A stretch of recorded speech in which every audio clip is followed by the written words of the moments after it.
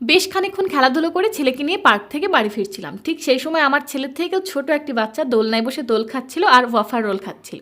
ছেলে দেখে মুখে কিছু না বললেও ওর মনটা হঠাৎ করেই খারাপ হয়ে গেল দেখে বেশ বুঝলাম ওয়াফার রোলটা ওর বড্ড খেতে মন চাইছে।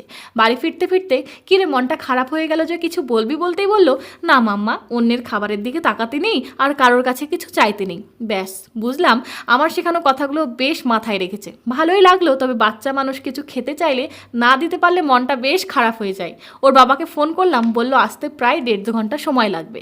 সেটা শুনে ভাবলাম এত কিছু ঘরে বানাই, এটা কেন বানাতে পারবো না। সেই মতোই বেশ কয়েকটা রেসিপি দেখে ছেলেকে পড়তে বসতে বলে রোলটা বানাতে বসলাম। হ্যাঁ, একটু সমস্যা হচ্ছিল, গরম তাওয়া থেকে গরম গরম ওয়াফার রোলগুলো হাত দিয়ে উল্টাতে হচ্ছিল।